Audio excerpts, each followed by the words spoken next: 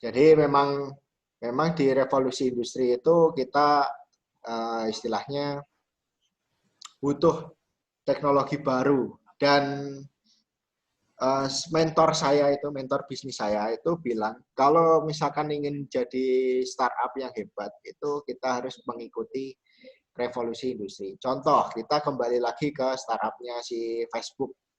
Pada zaman dulu Facebook hanya optimalkan namanya IT, sistem IT, cuman dia hanya mengoptimasikan website terus aplikasinya gitu kan. Semua ada di revolusi industri ketiga. Terus memasuki revolusi industri keempat, 10 tahun yang lalu, Facebook sudah merilis namanya Facebook Ads dengan web baru namanya Business Manager. Nah, di Business Manager dilengkapi dengan namanya AI. Jadi, para advertiser atau yang orang-orang iklan itu, mereka bisa memanfaatkan AI yang ada di Facebook.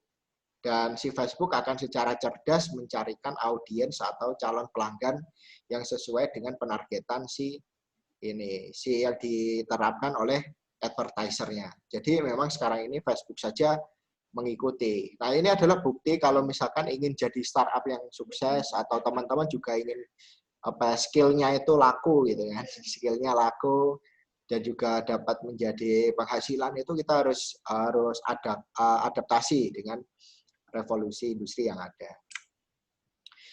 Nah, ini ada 9 teknologi revolusi industri 4.0, mulai dari autonomous robot. Nah, ini tidak hanya sekedar robot, tapi dia sudah dilengkapi dengan AI. Terus ada simulasi, sistem integrasi, IoT, cyber security, cloud computing. Nah, cloud computing sekarang juga udah mulai bertebaran ini untuk tutorial-tutorialnya dan juga teman-teman kalau misalkan ikut Indigo, salah satu program inkubasinya, yang dari Dilo juga itu teman-teman bisa dapat cloud gratis dari AWS. Jadi teman-teman kalau mau coba untuk cloud computing itu bisa banget. Dan itu benar-benar gratis, kalau nggak salah 2 tahun atau berapa gitu. Kalau nggak salah. Dan itu bisa dipakai. Terus ada 3D print, jadi namanya additive manufacturing. 3D print ini biasanya digunakan untuk molding sekarang ini. Jadi beberapa desain-desain yang ada itu malah digunakan sebagai cetakan saja. Karena si 3D print itu secara kekuatan barangnya itu kurang bagus. Plastiknya juga kurang bagus. Makanya dia lebih digunakan untuk molding. Nanti moldingnya itu untuk mencetak resin. Gitu. Seperti kalau di tim mobil kan, teman-teman juga di kampus pasti ada tim mobil. Tim mobil itu kan bodinya juga dari resin, ya kayak sama kayak gitu. Sedangkan 3D print-nya hanya untuk cetakan. Terus AR, augmented reality, terus ada big data. Nah, teknologi ini semua nggak harus kita pelajari semuanya. Kita cukup memilih salah satu bidang yang dimana kita itu paling suka. Karena biasanya kalau mau belajar itu dimulai dari sukanya apa nih. Gitu. Misal suka cloud computing, ya belajar cloud computing, fokus di situ. Nanti teman-teman juga akan mendapatkan hasil dari belajar di situ. Jadi nggak perlu semuanya. Gitu. Karena saya basicnya dari elektronika, saya yang mirip-mirip ada di robotik dan IoT. Kenapa kok tidak memilih robotik? Ternyata di robotik itu komponennya banyak banget, mulai dari aktuator atau penggerak, terus mulai dari mikrokontrolernya, CPU, terus sensor. Nah, kalau di Internet of Things itu kita cukup membaca data, menyimpan data, mengolah data, lalu aksi. Jadi itu menurut saya kolaborasinya ke depan itu akan lebih luas daripada ke robotik. Kalau robotik kita akan lebih fokus ke mekanik. Karena di robotik itu malah mekanik itu lebih diunggulkan. Makanya teman-teman yang dari jurusan mesin biasanya malah diarahkan ke robotik. Kalau yang jurusan elektro, informatika itu arahnya ke IoT gitu. Nah, terus apa sih IoT itu? Ini ada video, harusnya ada suaranya, tapi nggak tahu kedengeran atau enggak. Mungkin nggak kedengeran ya, apa-apa. Jadi si IoT ini dia itu merupakan sebuah koneksi antara beberapa device. Dari satu device mengirimkan data, contohnya adalah GPS. Kita tahu di semua handphone itu kan ada GPS. Nah, GPS ini kita pastinya akan dibaca secara lokasi. Jadi lokasinya nanti akan terbaca, terus lokasi kita di mana. Nah, kita juga bisa mengirimkan data seperti tadi di video ada mematikan TV. Nah, di sini TV bisa dimatikan menggunakan internet. Terus berikutnya misalkan ada kecelakaan. Nah, kecelakaan ini maka CCTV akan melaporkan. Bagusnya di Indonesia sekarang itu di beberapa perempatan sudah ada CCTV, jadi kemungkinan ini juga bisa diterapkan sistem IoT di masa depan nanti. Terus juga ada smartwatch, jadi teman-teman yang pakai smartwatch itu nanti juga bisa ke tracking aktivitasnya, terus kondisi kesehatannya, dan sebagainya. Dan itu cukup membantu untuk menganalisa kegiatan-kegiatan teman-teman juga. Nah, di Indonesia sendiri pada tahun 2015 itu sudah digadang-gadangkan untuk menuju smart city. Tapi kenyataannya smart city juga belum bisa tercipta dengan baik karena talent-talent yang ada di Indonesia kurang. Jadi memang sekarang itu developer itu dicari banget gitu loh. Dan itu memang sudah waktu yang tepat.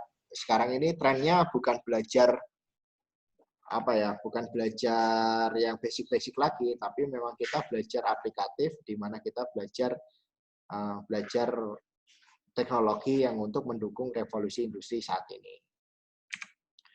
Nah, ini adalah peluang IoT di Indonesia.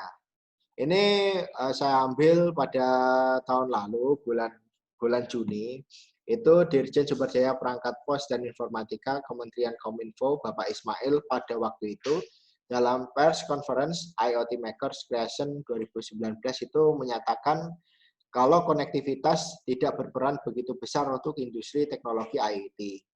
Justru solusi IoT akan ada bisnis model baru yang bisa meyakinkan industri atau pelaku usaha jika menggunakan teknologi akan lebih efisien, lebih murah, dan meng-create revenue baru. Kita garis bawahi di sini akan lebih efisien, lebih murah, dan menambah revenue baru. Revenue itu pendapatan. Nah, jadi di sini kalau misalkan kita menggunakan IoT, kita akan tahu data-data, dan kita bisa mengolah datanya, dan data itu bisa dijadikan untuk mengambil keputusan. Dan ada beberapa skill yang bagus juga untuk mengolah data, itu namanya data science. Jadi data scientist itu mengolah data-data yang sudah didapatkan dari beberapa device atau dari data-data misalkan ada perusahaan ingin mengambil keputusan yang besar, nah mereka bisa melihat data-data itu. Dan jika besar potensi IoT di Indonesia sebesar 400 juta perangkat dengan nilai bisnis sebesar 444 triliun pada tahun 2022. Nah, apakah ini bisa terjadi? Belum tentu, karena sekarang ini talentnya juga masih kurang. Dan ada beberapa proyek dari Jakarta gitu kan, yang masuk ke Indofood juga karena kami membuka IoT Academy dengan harapan mereka itu dapat talent gitu loh. Kami juga bingung siapa gitu loh yang bisa untuk menghandle itu. Dan sedangkan teman-teman saya yang di UNY, karena saya alumni UNY, itu banyakkan anak-anak robotik dan mereka hanya tahu komunikasi offline gitu loh. Dan untuk online-nya masalah database dan sebagainya itu kan lumayan rumit gitu. Sedangkan belum ada yang seperti itu. Jadi ke depan bakalan banyak ini talent-talent yang kayak gini dibutuhkan, terutama untuk bidang IoT. Karena sejujurnya di Indonesia itu kalau misalkan kita bicara soal teknik informatika itu, teknik informatika berkutatnya dengan software, dengan coding yang sifatnya hanya software gitu loh. Nah, sedangkan Arduino, terus Node MCU dan sebagainya, chip-chip yang sekarang bertebaran di luar sana itu perlu kita pelajari gitu loh, karena itu bisa menjadi alat bantu kita membuat prototipe, membuat device yang bisa terkoneksi ke internet gitu. Nah, ada 5 project IoT. Nah, ini kita akan membahas secara big picture. Jadi kita akan bahas secara global. Yang pertama yaitu biometric system. Nah, biometric system ini kita sudah terbiasa dengan namanya fingerprint. Jadi di handphone teman-teman pun juga udah ada fingerprint. Itu secara tidak sadar kita juga akan record di handphone kita. Terus di cloud-nya, misalkan ada yang menggunakan Xiaomi, nanti di cloud-nya Xiaomi, ada yang menggunakan iPhone, nanti di cloud-nya Apple, terus ada yang menggunakan Samsung. Nah, itu banyak gitu loh. Jadi mereka juga akan memberikan data. Nanti hasil analisanya seperti ini dan sebagainya. Nah, ini salah satu penerapannya menggunakan fingerprint, di mana ini itu di bagian enroll dan verifikasi ini merupakan sumber datanya, ada enroll dan verifikasi. Enroll itu untuk menambahkan datanya, jadi kita bisa menambahkan data, terus setelah datanya ada, misalkan ini digunakan untuk pintu masuk gitu kan, akses pintu masuk itu kita bisa menggunakan verifikasi. Jadi apakah orang yang masuk itu benar. Nah, data ini yang direcord lalu dimasukkan ke database. Nah, ini adalah salah satu penerapan yang memang umum banget yang sudah kita ketahui juga. Kemudian ada irigasi pintar. Ini menggunakan Raspberry Pi. Ya, teman-teman bisa menggunakan Raspberry Pi, Arduino, ESP8266, terus menggunakan beberapa platform board yang lain itu bisa banget gitu. Nah, di sini salah satu contohnya dia memasang Arduino untuk membaca sensor, lalu jika tanahnya kering, maka dia bisa mengirimkan data ke Raspberry, dan Raspberry-nya bisa memberikan trigger untuk menyalakan pompa air. Nah, ini merupakan penerapan IoT juga, dan beberapa request dari pemerintah itu juga butuh alat-alat yang kayak gini untuk irigasi pintar kayak gini. Karena di Indonesia sendiri lulusan dari pertanian, jurusan pertanian gitu, itu malah kebanyakannya nggak bekerja di sawah gitu loh, nggak bertani, tapi malah banyak kan kerjanya di bank gitu kan, ya lucu juga gitu loh. Jadi di sini um, untuk smart irigasi memang sangatlah dibutuhkan karena untuk tukang siram-siram aja di Indonesia itu bakalan berkurang gitu loh. Karena memang minat dari lulusan S1 yang memang ahli di bidang pertanian itu nggak ada. Dan lulusan yang SMK, SMA ataupun yang sekolah apa ya yang sekolahnya hanya 9 tahun gitu kan. Itu mereka pilih jadi TKI, malah pilih ke luar negeri. Jadi orang-orang yang memiliki sawah luas, perkebunan luas itu untuk cari tenaga kerja juga susah gitu loh. Sedangkan orang-orang tua semakin tua. Ini juga peluang yang luar biasa di Indonesia seperti yang kita tahu karena di Indonesia banyak lahan dan juga banyak persawahan, perkebunan gitu. Dan ada beberapa request juga dari pusat kayak gini. Tapi karena adanya COVID ya gimana lagi ya biar ya gini aja dinikmati. Jadi gitu sih. Nah, kemudian CCTV. CCTV itu ternyata udah termasuk IoT, teman-teman. Jadi teman-teman yang udah tahu kan CCTV itu gini ya, CCTV itu dia membaca data, terus datanya disimpan di hard drive. Bisa itu hard disk atau bisa itu memory card gitu kan. Tapi juga ada yang diupload ke internet. Saya ada contoh CCTV, saya pakai punyanya Xiaomi karena dia hanya pakai micro SD, saya untuk ngetes saja. Ternyata di cloud juga ke-record gitu loh. Dan kita bisa mereplay yang ada di internet. Nah, kalau misalkan ini bisa diterapkan, berarti kan misalkan dikombinasikan dengan sistem kamera gitu. Jadi kamera itu bisa kalau di Raspberry itu pakai OpenCV sih, pakai OpenCV nanti kita bisa untuk face recognition, terus kita juga bisa membaca jumlah orang yang ada di ruangan itu, ada aktivitas atau enggak, bisa dipetakan. Nah, ini juga bisa untuk data mereka, data para Xiaomi yang ada di luar sana, ataupun beberapa hardware-hardware CCTV yang lainnya. Jadi bisa digunakan untuk itu. Dan datanya itu bisa digunakan untuk keperluan bisnis. Karena dari data itu mereka bisa mempelajari namanya perilaku atau behavior. Perilaku konsumen, perilaku pengguna, itu mereka bisa, dan data itu digunakan untuk meningkatkan kualitas produk ataupun layanan mereka. Yang keempat yaitu smart home.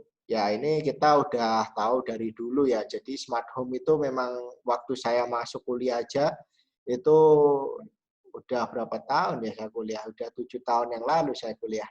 Itu ini apa? Udah ada namanya smart home. Dan dulu masih basic banget, jadi belum terkoneksi internet. Masih pakai namanya local area network. Jadi LAN itu masih dipakai untuk mengaktifkan. Jadi dulu waktu saya masih kuliah jurusan elektronika itu masih pakai LAN. Jadi si Arduino itu dihubungkan pakai LAN, nanti Arduino saling komunikasi, jadi kita pakai sistem jaringan gitu, terus nanti jaringan itu kita bisa memilih alamat mana yang mau dikontrol, misalkan alamat 192 berapa gitu. Nanti kita bisa kontrol IP-nya. Terus di situ kita bisa nyalakan TV, nyalakan ini. Tapi dulu masih pakai lokal area. Nah, sekarang bisa menggunakan WiFi. Wah, canggih banget. Sekarang itu udah ada chip yang kecil itu. Kalau teman-teman belum tahu, itu namanya WeMOS, not MCU. Basicnya itu dari ESP8266. Kalau misalkan teman-teman mau pakai kayak gitu, itu udah kayak Arduino include sama WiFi. Dan harganya murah banget, cocok banget untuk kantong mahasiswa. Sekarang itu bukan alasan lagi ya teman-teman buat belajar IoT, karena hardware-hardware itu udah murah-murah. Udah nggak kayak saya dulu zaman kuliah. Wah, mahal-mahal pokoknya. Bisanya minjem kalau dulu. Nah, terus ini tadi saya nyinggung soal Facebook. Jadi memang si Marjuki ini, saya manggilnya Marjuki biar agak Indonesia, namanya Mark Zuckerberg kan. Susah ngomongnya Mark Zuckerberg ya, Marjuki. Jadi si Marjuki ini orangnya visioner banget gitu loh. Nah, dia waktu awal-awal masuk revolusi industri keempat itu udah mikirin AI gitu untuk si Facebooknya, dan dia juga nyoba bikin IoT di rumahnya. Jadi kalau misalkan kita lihat, nah ini adalah video dari CNN. Jadi si Marjuki itu punya robot namanya Jarvis, udah kayak ini ya, Iron Man. Nah itu robotnya itu bisa diajak ngobrol. Dia dilengkapi dengan AI, terus dia juga terkoneksi menggunakan Amazon Alexa, terus di Amazon Alexa itu digunakan untuk komunikasi. Jadi dia bilang apa, misalkan bilangkan hello Jarvis, matikan lampu gitu. Ya, dia bisa bisa diperintahkan seperti itu. Nah, teman-teman juga bisa menggunakan Google Voice. Google Voice itu juga bisa untuk men-trigger data gitu. Jadi ada beberapa project elektronik itu pakai Google Voice, nanti di Google Voice-nya itu men-trigger entah itu nyalain lampu, kipas angin, AC atau apapun itu bisa. Nah, ini konsepnya IoT udah dipakai di rumahnya si Marjuki. Nah, ini face recognition yang tadi sudah dibahas, yang kita udah bahas itu juga bisa digunakan untuk verifikasi. Jadi rumahnya security-nya lebih aman. Dan tidak perlu menyewa satpam, jadi biayanya lebih murah lagi. Nah, terus di video ini dia juga ada apa ya? Ada AI-nya juga untuk ngefilter misalkan ada rumor-rumor ataupun hoak-hoak gitu juga bisa gitu loh. Jadi difilter supaya tidak masuk ke rumahnya. Itu wah canggih banget pokoknya. Jadi itu adalah salah satu gambaran IoT yang dipakai oleh si Mark Zuckerberg. Nah, goals kita aslinya yaitu adanya smart city. Karena dari tahun 2015 sudah digadang-gadangkan dengan adanya smart city, namun karena talentnya juga kurang. Terus yang saya lihat sebagai pengalaman saya, itu banyak talent yang bergerak di bidang kayak apa ya, UI UX, terus back end, front end, terus mereka yang bisa apa ya, bisa database dan sebagainya. Tapi malah jarang talent-talent yang jago hardware. Sedangkan hardware itu juga perlu dipelajari. Sekarang kalau misalkan kita lihat di negara-negara luar sana yang udah menerapkan IoT seperti di Cina, Singapura gitu kan. Singapura juga udah menerapkan IoT, di sana beberapa hardware itu bikin sendiri mereka. Jadi mereka riset, terus mereka bikin sendiri desainnya. Walaupun yang manufaktur itu Cina, tapi setidaknya hardware itu di riset sendiri gitu. Nah, itu diterapkan di sana juga. Jadi waktu 2018 saya pernah ke Singapura, itu beberapa mahasiswa dan juga beberapa anak-anak SMA itu mereka bikin alat-alat untuk IoT. Jadi mereka saja waktu sekolah aja udah diajari IoT. Jadi ketika lulus mereka jelas gitu loh. Saya mau kerjanya di bidang software, oke, fokus software. Bidang hardware, fokus hardware gitu. Nah, sedangkan di Indonesia sendiri karena mungkin talentnya juga kurang banyak dan beberapa industri yang bergerak di bidang IoT kesulitan mendapatkan talent, akhirnya tenaga serapannya itu larinya ke developer software sama aplikasi. Larinya ke sana. Cuman udah ada beberapa perusahaan yang ngontak Indobot itu untuk menyediakan talent. Jadi kami memberikan requirement dulu. Jadi dari perusahaan itu butuhnya skill apa aja, misalkan kayak skill desain PCB gitu kan. Kami ada juga skill desain PCB, terus coding, terus bahasa microcontroller gitu. Jadi yang skill-skill kayak gitu mereka bisa request dan kami bisa nyusun kurikulumnya. Udah kayak di Lo Academy lah, mirip-mirip. Nah, jadi di sini secara arsitektur yang dinamakan IoT itu kayak gini. Jadi bukan hanya kita nyalain LED pakai HP gitu, pakai aplikasi Blink atau kita nyalain LED pakai ThinkSpeak gitu. Enggak seperti itu. Jadi untuk arsitektur yang dipakai di IoT itu mulai dari si device. Jadi sebelah kiri itu ada namanya sensor. Device itu bisa digunakan untuk mengirimkan data. Bisa digunakan untuk mengirimkan data ke penyimpanan. Penyimpanannya berupa cloud, jadi di sini akan disimpan. Setelah data itu disimpan, maka akan diproses. Prosesnya bisa langsung, bisa melalui machine learning. Kalau misalkan langsung, dia akan men-trigger sesuatu, contohnya kalau misalkan verifikasi dan sebagainya gitu kan. Kalau di machine learning, dia akan memberikan feedback sesuai dari hasil analisa machine learning. Jadi teman-teman yang belajar cloud computing itu udah ada fasilitas machine learning kalau nggak salah di AWS itu, Amazon Web Service. Jadi teman-teman bisa kalau misalkan ikut Dilo terus dapat inkubasi dari Indigo, nanti teman-teman juga mendapatkan akses dari AWS. Jadi bisa digunakan untuk praktikum gitu. Jadi memang gunanya seperti ini sih. Jadi IoT itu gabungan antara orang-orang software sama orang-orang hardware gitu. Biar orang-orang hardware itu kerjanya nggak di pabrik doang gitu loh, tapi bisa bikin alat, bisa bikin maintain peralatan, misalkan mau ditambah IoT atau ada meng-IoT kan yang belum IoT, itu bisa juga. Nah, terus kenapa sih kita harus belajar IoT? Nah, itu yang saya sebutkan juga udah ada beberapa kenapanya. Tapi di sini menurut majalah Job Loss, di sini ada pada tahun 2030 ada 400 juta sampai 800 juta orang harus mencari pekerjaan baru karena digantikan mesin. Sekarang ini adanya WFH, work from home, itu beberapa manufaktur juga tutup gitu loh. Tutup. Jadi kenapa kok bisa tutup gitu kan? Kok bisa tutup? Kalau kita lihat ya karena kita nggak boleh rame-rame untuk kumpul gitu loh. Bahkan bekerja pun dianjurkan di rumah supaya tidak terjadi interaksi secara langsung dan ada social distance gitu.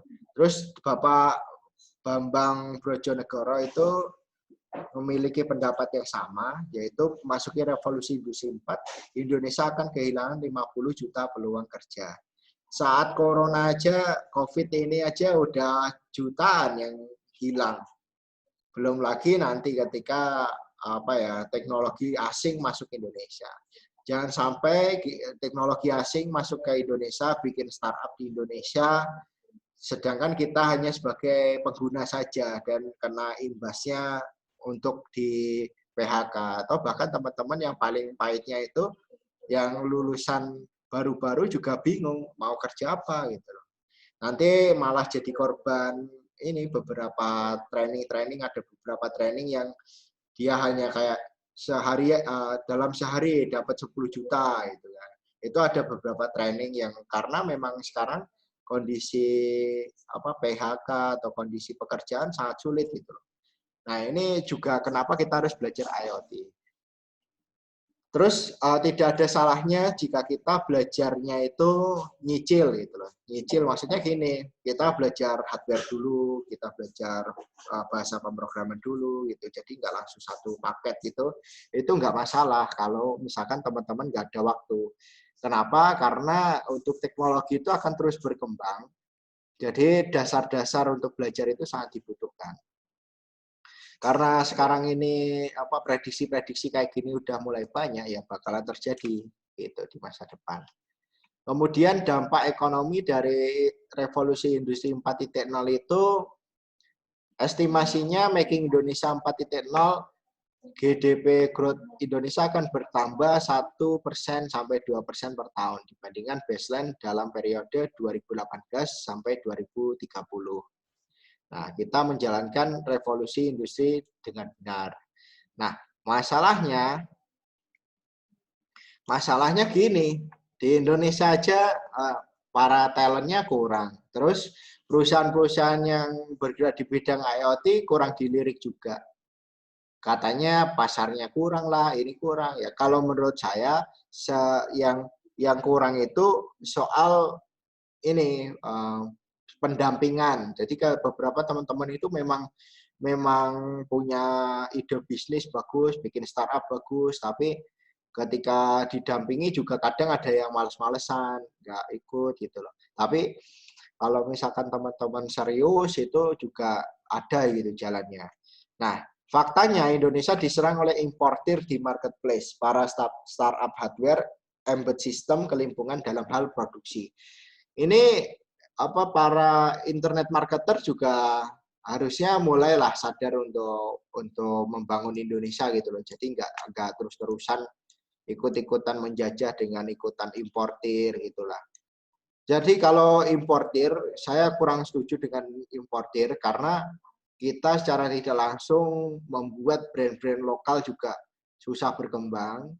Terus menurut saya importir itu hanya memikirkan diri sendiri mendapatkan profit gitu, tapi tidak memikirkan keberlanjutan dari negara, terutama masalah harga. Kalau teman-teman juga tahu kan kalau di marketplace itu banding-bandingan harga, jadinya ya kondisinya kayak gini. Tapi ini bisa teratasi kalau misalkan teman-teman mulai ada komunitas di IoT di mana kita bisa bertumbuh bersama, bisa show off kepada pemerintah itu kan bahwa komunitas IoT di Indonesia itu berkembang pesat gitu. Jadi Indobot itu arahnya lebih ke sana. Jadi kita memang banyakin user sekarang supaya teman-teman ketika misalkan kita ada project apa, kita share ke teman-teman. Ayo kita kolaborasi untuk membuat project ini gitu. Bisa. Nah, ini ada film namanya The Great Hack. Kenapa kita wajib belajar IoT dan menyimpan data di cloud sendiri atau kita memiliki cloud sendiri gitu loh. Maksudnya cloud sendiri kita nggak numpang kayak di marketplace itu kan numpang. Kalau kita membuat sendiri, punya komputer server, misalkan kita sewa-sewa sendiri itu masih oke. Jadi di Great Hack ini menjelaskan semua data yang ada di dunia ini semua terunggah di cloud. Baik itu Facebook, baik itu Google, baik itu macam-macam. Jadi semua data itu terunggah.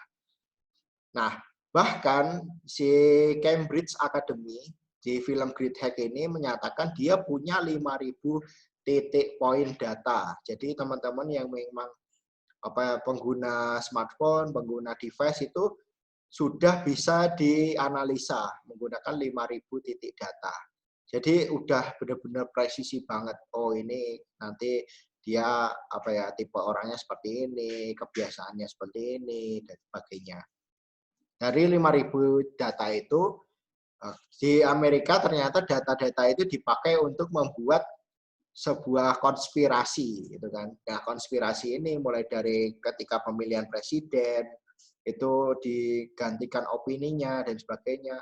Nah, seperti itu. Jadi serem banget teman-teman kalau misalkan kita tidak punya data sendiri.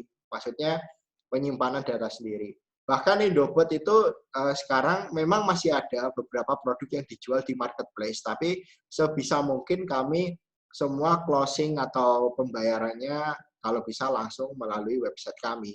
Karena kami sadar misalkan nanti data itu dipakai, terus pemilik marketplace juga orang luar, itu juga bisa membuat Indonesia semakin dijajah.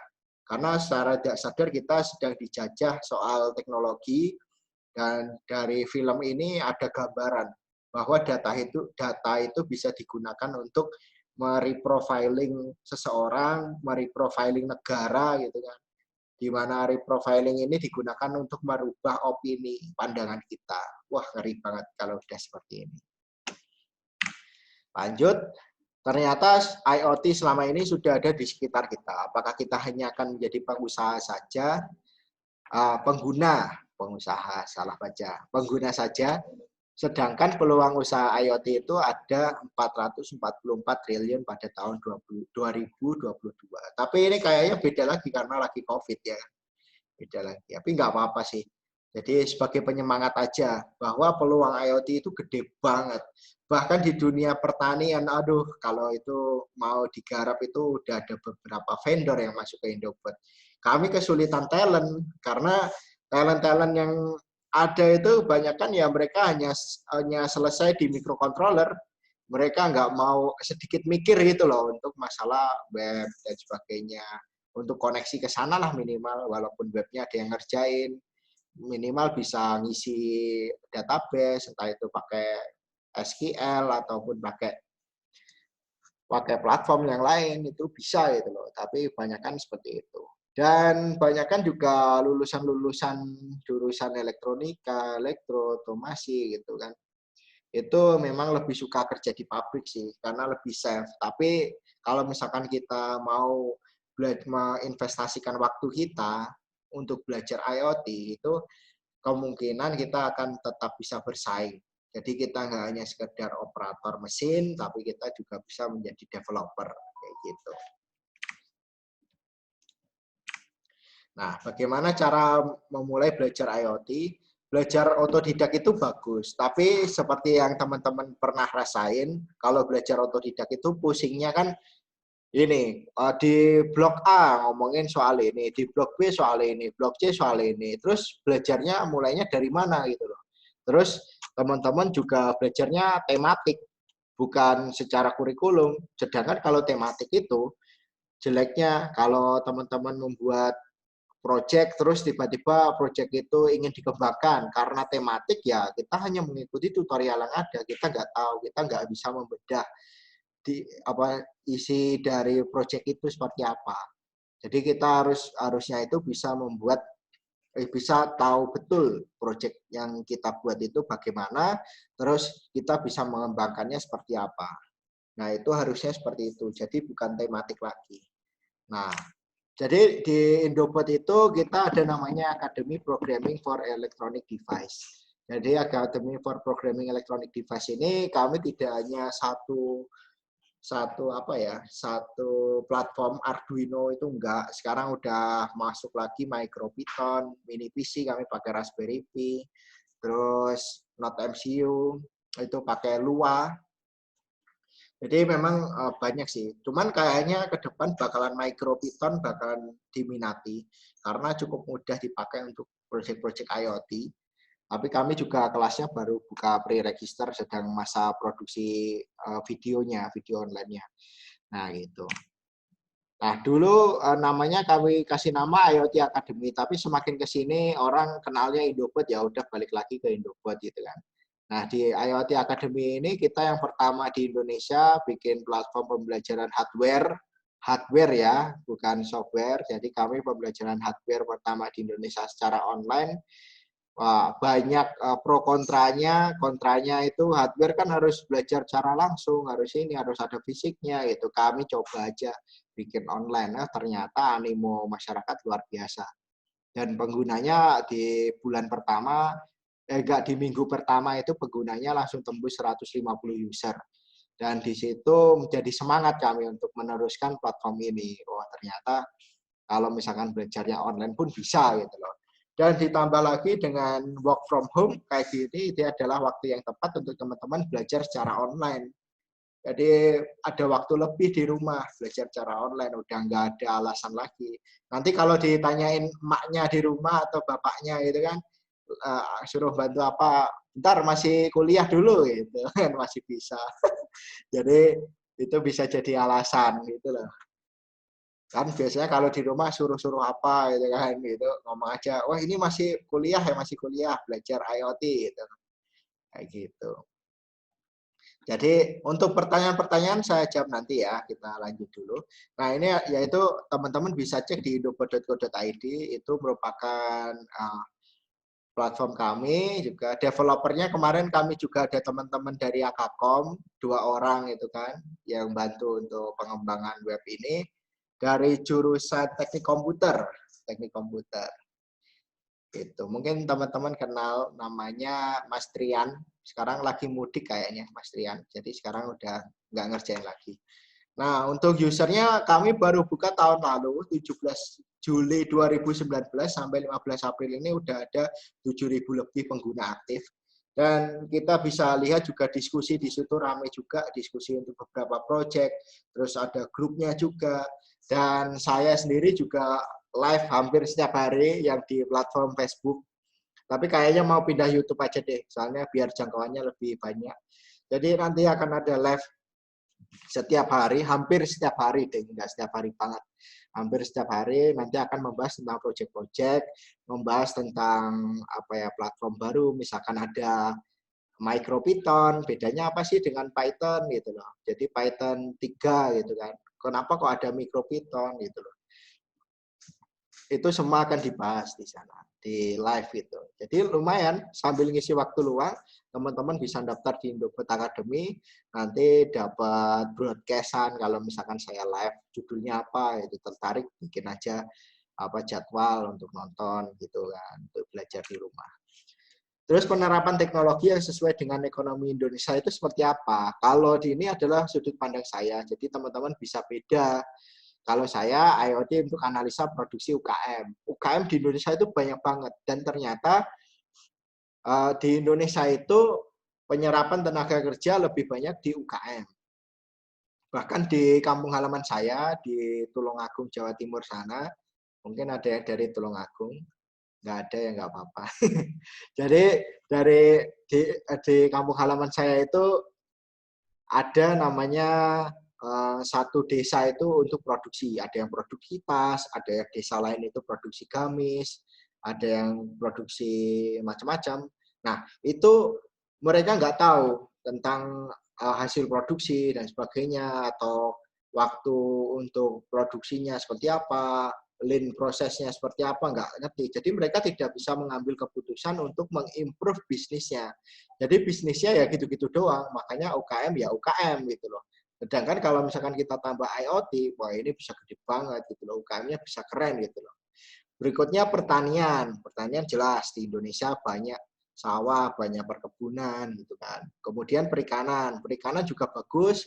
Kalau di Jogja ada namanya Jalatek. Jalatek itu dibikin alat untuk monitoring tambak udang. Nah, itu juga bagus. Kemarin juga apa ya, kalau nggak salah sudah diinvest oleh Singapura kalau nggak salah. Nah, itu terus ada promotion by tracking GPS. Promotion by tracking GPS ini bagus untuk pemasaran secara secara offline. Jadi kalau misalkan teman-teman yang udah pakai Grab, pakai Gojek, pakai Facebook bahkan, nah itu ketika mendapatkan iklan itu atau yang terdekat itu juga menggunakan GPS. Misalkan makan terdekat, nah pakai GPS, ini GPS. Nah itu misalkan teman-teman bikin satu platform, terus platformnya itu eh, dapat apa ya, dapat menyediakan API untuk dipakai platform yang lain, promosi gitu kan, misalkan kayak apa gitu kan. Nah itu juga bisa pokoknya. Itu teman-teman yang lebih tahu lah, yang dari informatika gitu kan. Terus analisa data dan traffic generator mandiri.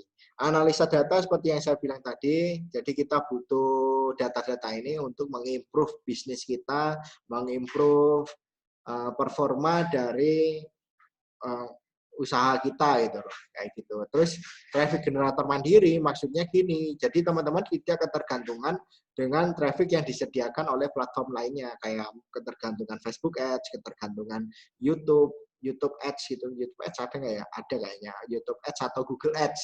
Google Ads karena YouTube miliknya Google. Jadi di situ nggak ketergantungan, tapi kita bisa punya traffic sendiri. Terus trafficnya bisa masuk ke website kita sendiri, dan di website kita sendiri kita olah sendiri. Saya pun pakai Google Analytics sama Data Studio untuk mengambil keputusan di web saya. Kalau misalkan, oh ini kurang gini, nanti saya mengambil keputusannya pakai Data Studio yang terkoneksi ke Google Analytics, dan ada beberapa data yang saya upload sendiri dari Excel. Jadi saya punya, bukan Excel, spreadsheet. Spreadsheet itu ada beberapa data konsumen, saya masukkan ke Data Studio untuk diolah. Jadi udah IoT juga gitu loh. Jadi webnya aja udah IoT, tapi IoT-nya itu bukan hardware, tapi dari tracking datanya itu juga bisa. Dan bagusnya lagi kalau misalkan saya udah punya kelas offline, jadi kan sebelum COVID ini saya bikin roadshow aslinya. Jadi kemarin juga Mbak Vika juga tahu saya bikin roadshow, tapi roadshow-nya itu semua dihentikan ya, kayak Dilo ini roadshow-nya cuma dihentikan karena lagi COVID. Ya udah. Nah, kalau pas roadshow itu saya punya ide juga untuk mengkombinasikan data yang presensi siswa itu sama online yang di web gitu. Jadi terkoneksi lah gitu. Cuman ya nggak jadi. Nggak apa-apa. Nah, IoT itu nggak cuma seperti ini, teman-teman. Nggak cuma nyolok-nyolokin kabel kayak gini, tapi kita harus bisa bikin project yang keren gitu loh. Nggak, harus bisa bikin project yang keren, aplikatif, dan bisa dipakai. Jadi nggak berhenti di ini saja, di prototyping seperti ini. Jadi memang benar-benar kita bikin projectnya itu real gitu loh. Real. Dan teknologi aplikatif masa depan seperti ini, kalau bukan kita, siapa lagi yang mau bikin? Karena di Indonesia sedang ada bonus demografi rata-rata yang akan berhasil di tahun 2045 adalah anak muda zaman sekarang. Jadi tunggu apa lagi? Kalian harus investasi waktu kalian untuk belajar teknologi, bukan nanti-nanti, bukan tapi-tapi, sekarang bukan lagi waktunya untuk santai-santai gitu kan. Ini kena COVID kayak gini aja, ekonomi di dunia langsung kacau, apalagi kalau misalkan teknologi benar-benar ada yang bagus banget gitu kan. Bahkan saya juga kepikiran kalau misalkan ada robot itu kan, robot yang saking pinternya dia dilengkapi dengan AI, dilengkapi dengan IoT, terus dia bisa jalan sendiri, bisa ngobrol sama orang, lama-lama mereka bikin desa sendiri gitu. Bikin desa robot, setelah desa bikin provinsi, terus bikin negara sendiri, isinya robot semua bisa. Itu yang menakutkan kayak gitu. Kalau misalkan kita nggak siap dengan teknologi, ya gimana? Seperti di film-film itu kan robot melawan manusia itu. Itu kalau melihat revolusi industri bisa banget gitu loh. Tapi ya kita berikhtiar untuk belajar teknologi supaya kita nggak ketinggalan zaman dan kita bisa mendapatkan penghasilan juga, karena itu goal terutama anak-anak muda yang ingin mandiri gitu. Nah ini teman-teman kalau misalkan mau join ke Indofood.co.id, silahkan teman-teman masukin aja di Indofood.co.id/user register. Di situ nanti bisa lihat-lihat tutorial, Nah, itu bisa download dan explore kodenya.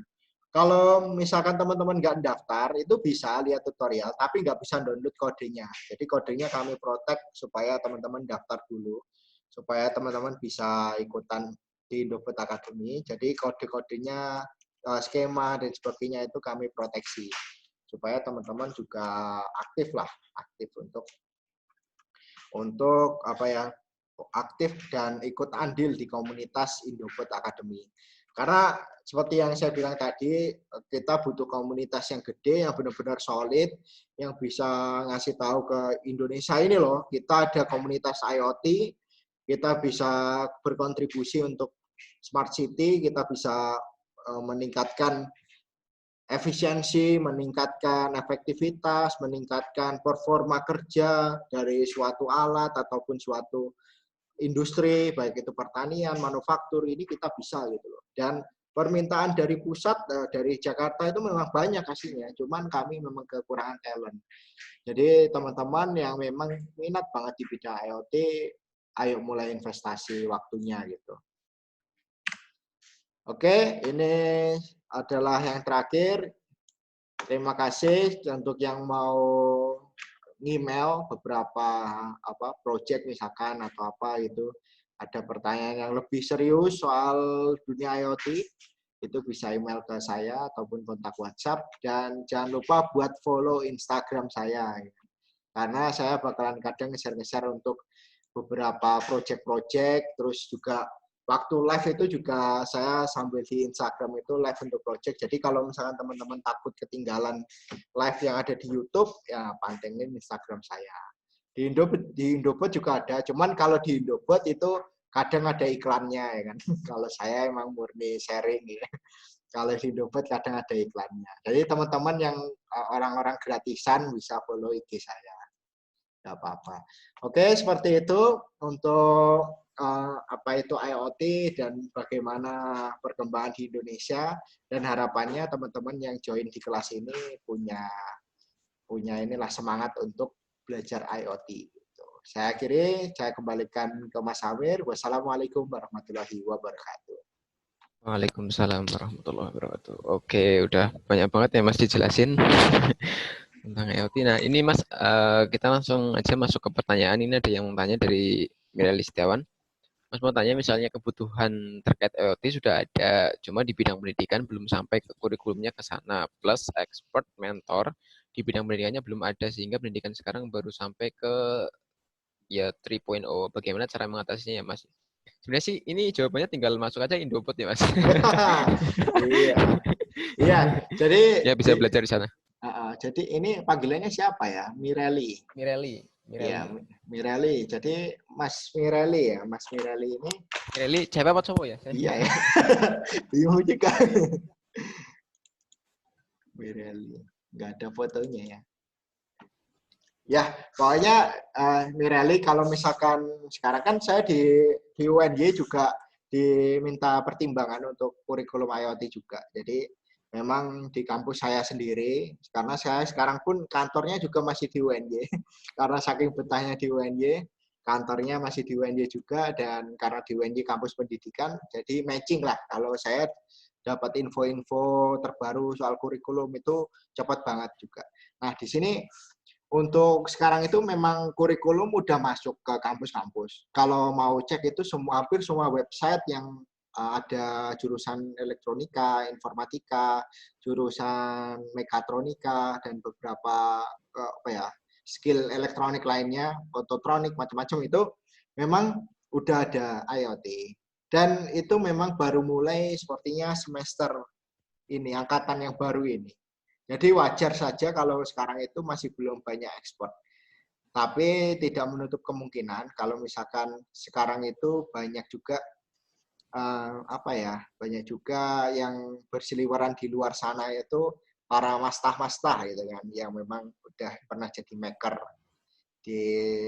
udah pernah bekerja di mana di luar gitu misalkan.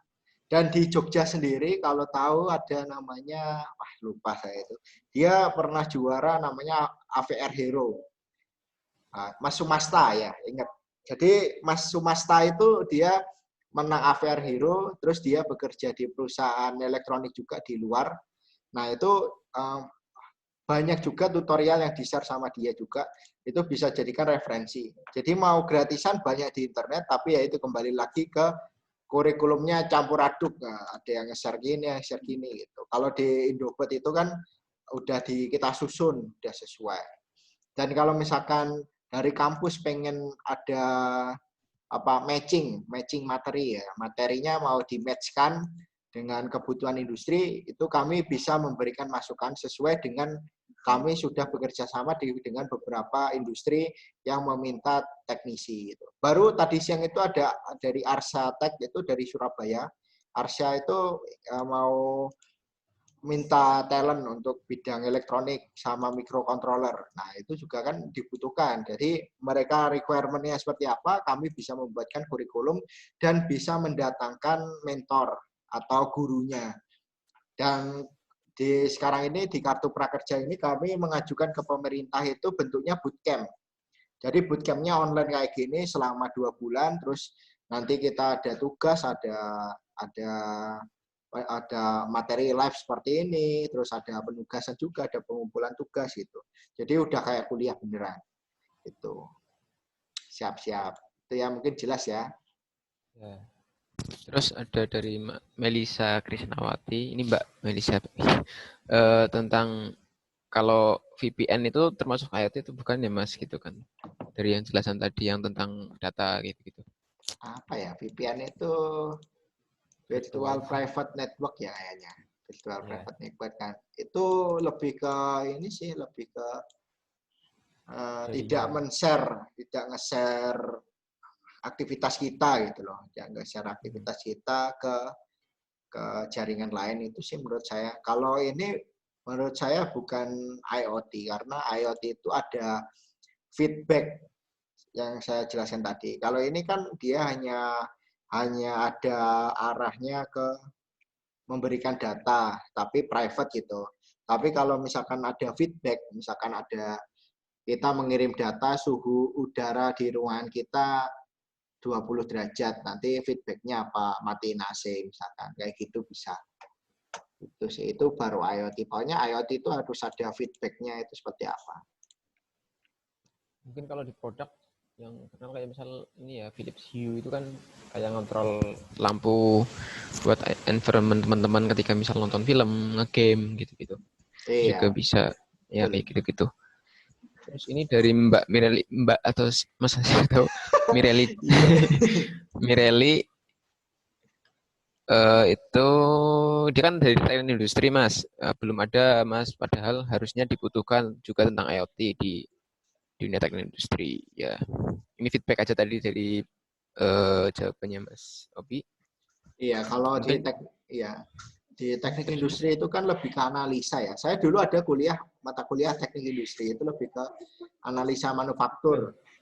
Ya, manajemen produksi, lebih ke manajemen produksi. Ya, itu bisa juga menggunakan IoT seperti misalkan kapasitas produksi diukur, ternyata kapasitas maksimumnya sekian, terus efisiensi. Terus kalau di manufaktur kan ada namanya lean proses. Lean prosesnya bisa lebih ditingkatkan, lebih ramping juga prosesnya. Terus ada restock sama kalau di teknik industri kan ada FIFO, LIFO, kayak gitu kan. Nah, itu bisa juga di IoT kan. Jadi misalkan teknik industri ingin ada materi IoT itu lebih ke ini sih, lebih ke analisa data. Jadi bukan cuman kita bikin hardware, tapi malah lebih ke analisa data. oke, seperti itu Mbak. Iya, Mbak Thomas Mireli. Mungkin dari teman-teman ada yang mau nanya lagi soal IoT, soal industri IoT atau Mas atau di sektor lain juga nggak apa-apa. Mungkin kalau tadi Mas Obi juga mention ya Jala itu. Ya kemudian Mas Aryo foundernya Jala juga jadi mentor di Dilo ya untuk game yang startup. Itu juga kemarin cerita kalau di IoT emang berat ya masih di Indonesia terutama untuk prototyping kan. Kadang kalau mau pesan-pesan sesuatu hal yang emang sifatnya belum banyak itu banyak perusahaan-perusahaannya nggak bisa provide kayak gitu. Makanya akhirnya ya beli di Cina kayak gitu, di Shenzhen atau di Hong Kong yang emang di sana bisa beli untuk jumlah yang lebih sedikit. Biasanya gitu. Makanya kemarin kita juga katanya untuk produksinya Jala sendiri itu juga di Hong Kong ya. Cuma partnya itu dari Shenzhen, terus produknya di Hong Kong, dan kemudian kan Jala sendiri itu udah punya klien juga di beberapa negara lain, kayak Ekuador paling banyak katanya. Itu juga langsung di shipping gitu. Jadi mekanismenya dia desainnya di sini, ya kayak Apple gitu lah kan, dia desain di kantornya sendiri, kalau Jala di desain di Jogja, habis itu produksi, terus apa komponen itu dari sana semua kayak gitu. Itu sih mungkin. Iya sih. Kemudian Tadi ini Mas memang ada lagi dari misal pertanyaan dari Mas Junaidi. Gimana Mas? Mau nanggapin dulu?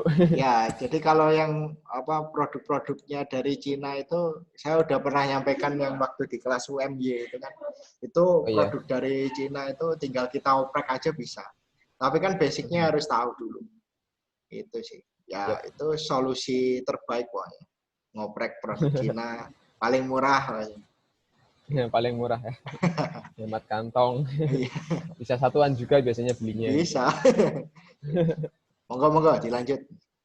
Oke, ini dari Mas Junaidi, Mas. Kalau misalnya membuat mesin pemberi pakan ikan, bisa nggak ya, Mas? Jika memanfaatkan teknologi jaringan Wi-Fi, jika jarak kolamnya agak jauh. Oh, bisa banget itu. Jadi kalau pakan ikan kan kita mungkin ya kita tinggal butuh satu mini PC sama ESP8266 yang ditaruh di kolamnya. Misalkan di kolamnya ada beberapa titik gitu kan. Terus nanti ESP itu terkoneksi menggunakan jaringan lokal. Terus nanti menghubungkan ke router, terus router ke Raspberry Pi. Nanti Raspberry Pi-nya digunakan sebagai dashboard. Dashboard-nya kita untuk mengkontrol dari setiap teknologi yang kita pasang di kolam ikan. Nah, itu bisa banget. Nggak perlu internet ini, malah murah ini. Iya. Karena Wi-Fi jaringannya berapa meter, Mas, biasanya kalau Wi-Fi paling itu? 10 meter sih, paling jauh. Itu pun kalau nggak ada tembok sih. Jadi kalau ada tembok ya nggak bisa gitu. Paling separohnya. Gitu. Oke, berarti sangat bisa ya, teman-teman bisa nyoba. Kalau misal, mungkin ini Mas Junedi nambah ikan juga ya. Jadi tinggal nyoba untuk bikin dan bisa ini siapa tahu jadi produk juga kan bisa dijual ke yang lain gitu. Kemudian yang selanjutnya dari Mas Wisnu ya. Bagaimana menjaga jaringan tetap aman dari serangan cyber yang teridentifikasi akan menyerang perangkat cerdas. Jaga Untuk jaringan jaringan tetap Mas aman. keamanan security. Ya itu ini sih. Itu kerjaan orang ini ya, orang back end sih. Security. Iya, security. Kalau untuk caranya sih saya nggak tahu ya sih. Jadi karena saya bukan orang ini, orang security, cuman saya bisa menyarankan kalau di Indigo itu ada juga startup namanya Cyber Army. Jadi Iya, saya Cyber berarti Army Bandung, itu Mas. ngecek ini sih, ngecek web atau aplikasi yang ada celahnya dan sebagainya. Nanti Cyber Army itu akan memberikan masukan untuk yang dibenahi apa aja ini gitu. Nah, celah-celahnya. Yep. Nah, itu mungkin bisa berguru atau jadi timnya Cyber Army atau magang dulu boleh sana. Bisa biar Iya. belajar sana. Oke. Kemudian ada lagi atau mau nanya open mic langsung juga nggak apa-apa, teman-teman bisa. Ini di sini lagi hujan deras banget soalnya. Teman-teman bisa juga open mic, silahkan kalau mau nanya langsung.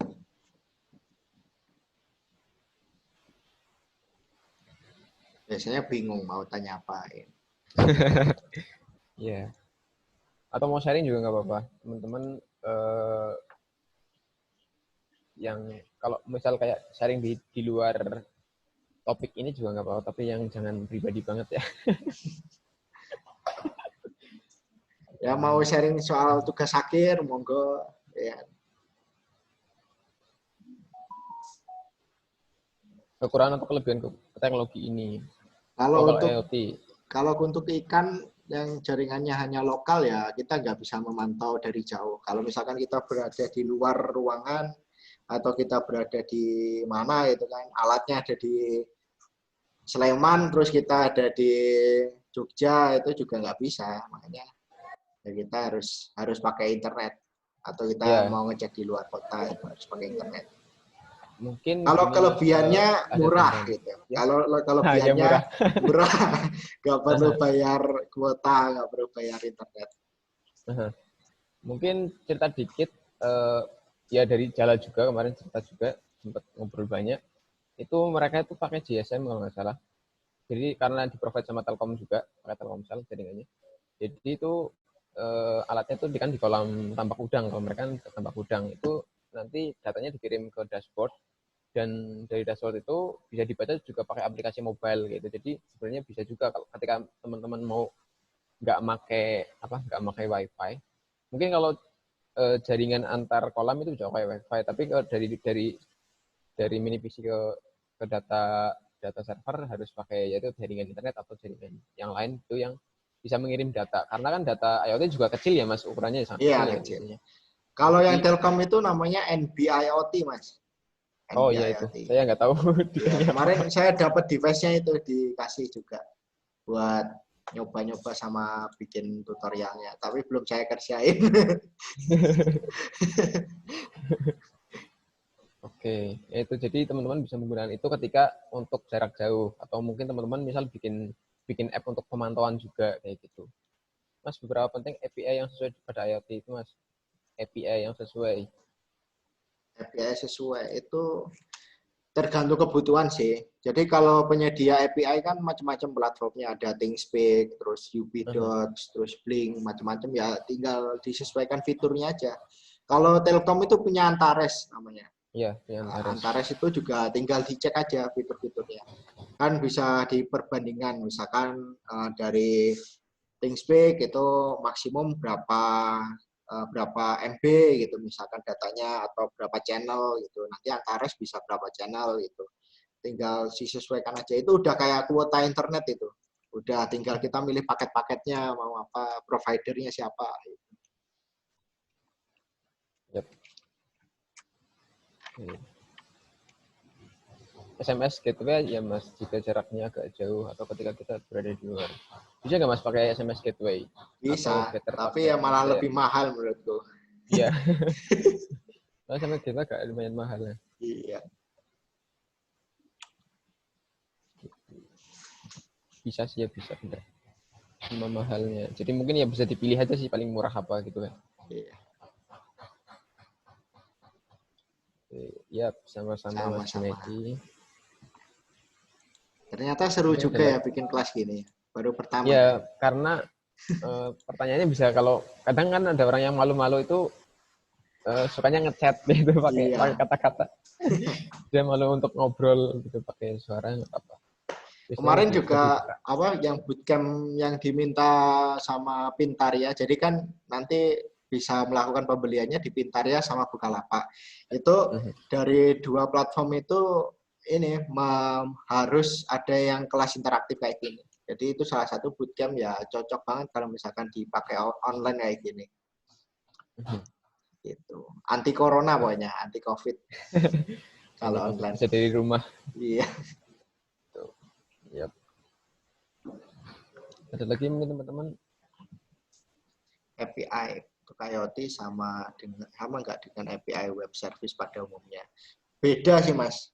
Kalau API untuk IoT itu dia lebih cepat nerimanya. Jadi kayak untuk respon datanya itu lebih cepat.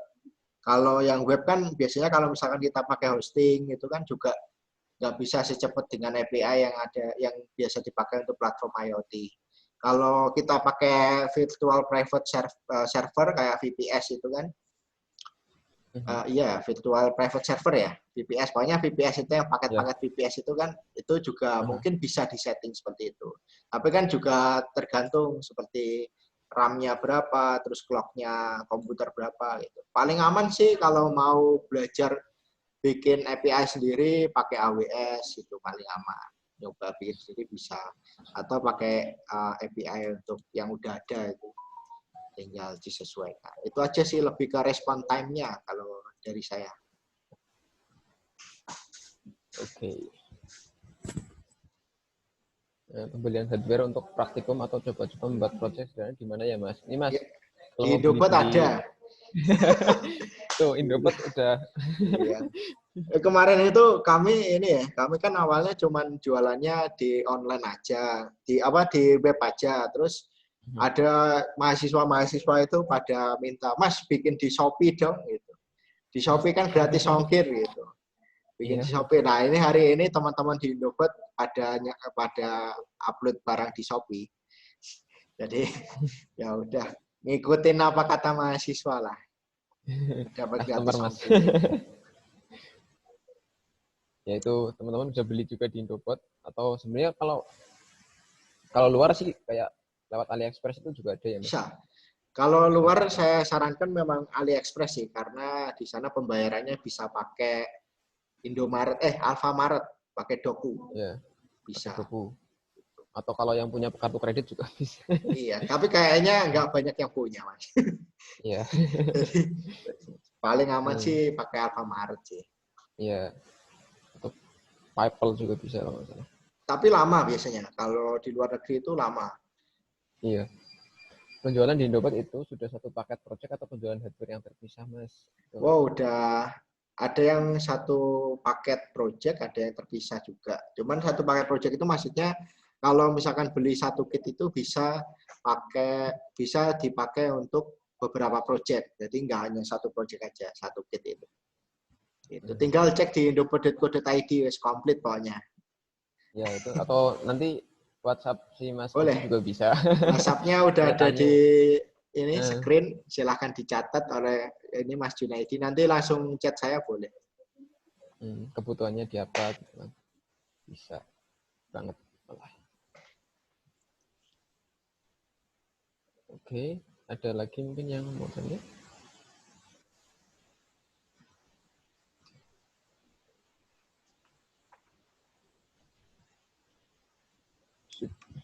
Oh ya teman-teman, kalau misalkan mau cari tempat magang, di Indofood juga buka magang. Kalau misalkan teman-teman tertarik buat magang untuk apa ya, bantu di bidang IoT, riset, terutama di sini untuk teman-teman yang jurusan teknik komputer, informatika, itu kan mereka rata-rata riset ke software, sama yang teknik komputer mereka bikin hardware, riset hardware atau elektronika gitu. Nanti tinggal dimasukin aja di indomaret.co.id/magang, terus register, terus tes tulis, terus pengumuman. Memang kami ada tes tulisnya supaya yang masuk itu juga ngerti soal IoT, jadi mereka masuk nggak cuma karena disuruh kampus, tapi memang Ya. benar-benar niat gitu. Di sini kalau magang pas penuh itu total ada 15 orang. Jadi kantornya lumayan lah, bisa nampung sekitar 20 orang di tempat kami. Jadi kalau pas penuh magang itu bisa sampai 15 orang. Di rame, kenalan banyak nanti. Aha. Di kampus lain ada. Sambil cari jodoh juga bisa. Iya. Kemarin juga Luas ya. ada anak fisika dari UIN aja daftar loh. Oh, Iya, mereka katanya ini untuk referensi proyek-proyek tugas akhir juga. Jadi ada beberapa mata kuliah itu udah pakai Arduino, IoT. Wah, anak fisika aja udah IoT kan. Masa yang teknik murni malah belum, kan malu. ya ini nomor WA-nya tadi mungkin di ini Oh ditanya ya gitu ini. Mas.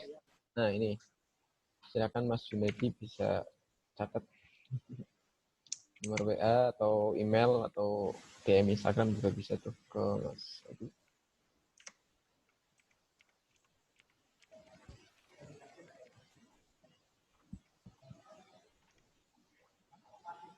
Nah itu bisa juga sama Mas Obi. Nah, ini yang lain baru beberapa orang yang tanya belum pada diem. Iya. Masih kalau tanya yang masih basic juga nggak apa-apa teman-teman.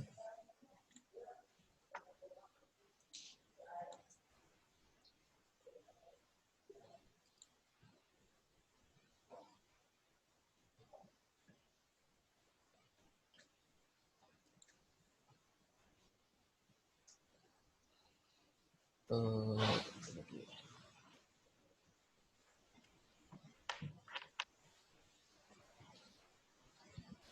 Oke, kalau belum sih sebenarnya kita juga nggak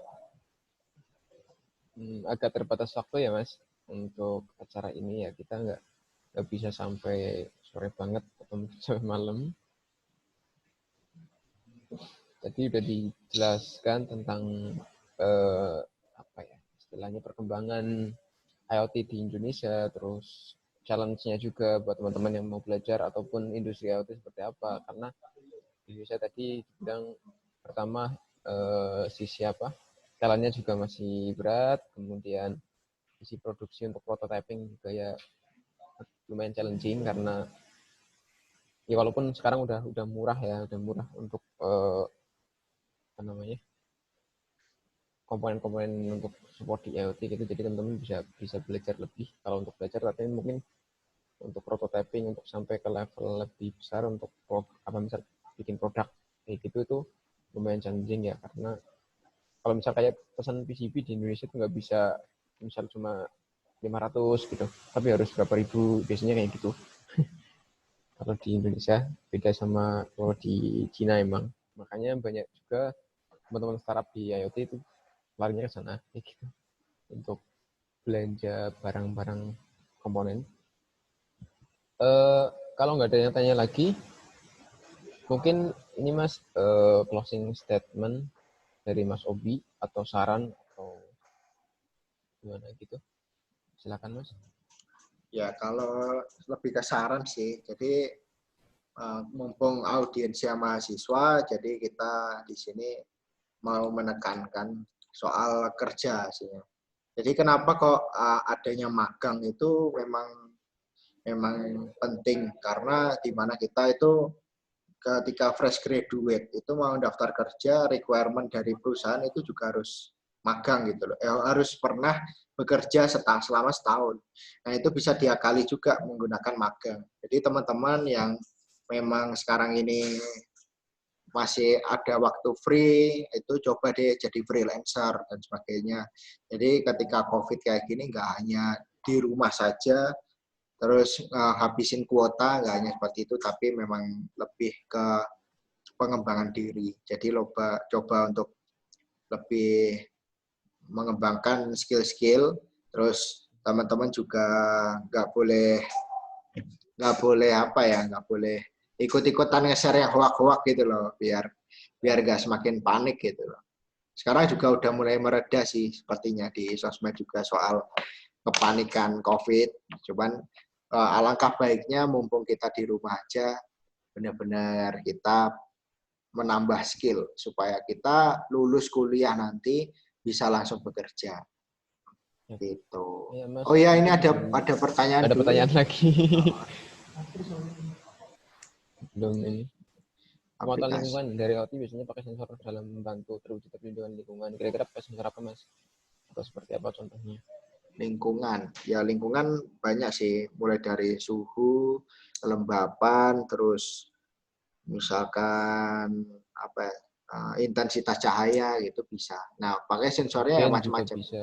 Oksigen juga bisa ya. Oksigen Misal, itu ya pakai sensor-sensor yang murah-murah kok sekarang, sensor-sensor itu. Kayak di AT11 itu cuma 20.000. Terus kayak LDR itu untuk baca cahaya cuma 500 perak. Jadi emang sekarang itu murah-murah komponen. Nggak seperti zaman saya dulu. Karena di marketplace itu udah banyak bertebaran para importir-importir komponen. Gitu. Yep. Siap Mas Robi, ditunggu channel YouTube-nya. Udah ada channel YouTube-nya, silahkan cek di sini. Jadi Indopet TV itu channel YouTube-nya, itu live hampir setiap hari. Terus setiap hari juga ada video-video kayak di on the spot. Jadi kita bikin video-video kayak di on the spot. 7 fakta unik mahasiswa Amikom gitu, atau Akakom. 7 fakta unik mahasiswa Akakom, jika nanti bisa bikin kayak gitu. Oke. Siap. Oke teman-teman, saya mungkin kalau udah ya, atau ada yang mau tanya lagi? Kalau nggak ada mungkin kita sudah ya segini untuk acara kali ini karena sebenarnya waktunya sampai jam 16. Siap. Oke. Ya kebanyakan memang dari Akakom ini memang kita prioritaskan untuk anak-anak Akakom. Yep. Oke teman-teman, mungkin seperti itu ya acara pada kesempatan kali ini. Teman-teman juga bisa tetap ngikutin kita atau bisa jadi member kita juga di dilo.id Jakarta ya teman-teman, bisa jadi member ataupun bisa terus ngikutin kegiatan kita karena kita walaupun keadaan seperti ini kita terus mencoba untuk membuat kegiatan, membuat event dengan ya metodenya seperti ini. Bahkan besok di tanggal 21 kita juga ada event lagi. Nanti mereka sama teman-teman dari Negoster sama teman-teman dari Kiskas gitu untuk sharing-sharing tentang work cycle di kondisi seperti ini seperti apa di industri digital karena pasti akan merubah ya. Mungkin juga teman-teman yang merasakan juga ketika kuliah harus online, dulu nggak pernah online kayak gitu. Itu kan berarti work cycle itu berubah dan mungkin setelah ini juga ketika COVID udah selesai mungkin juga akan tercipta new normal baru ya, new normal ketika teman-teman udah terbiasa berinteraksi dengan metode seperti ini kayak gitu. Mungkin kayak gitu dari saya, terima kasih buat semuanya yang udah berpartisipasi dan terima kasih juga sekali lagi buat Mas Obi. Terima kasih buat sharingnya dan kesempatan waktunya buat kami bisa belajar tentang IoT. Dari Dilo saya mohon maaf mewakili Dilo juga dan Mbak Vika di sini ya. Mohon maaf apabila ada kesalahan atau tutur kata yang kurang berkenan. Mungkin seperti itu dulu dari Dilo, mohon undur diri. Wassalamualaikum warahmatullahi wabarakatuh.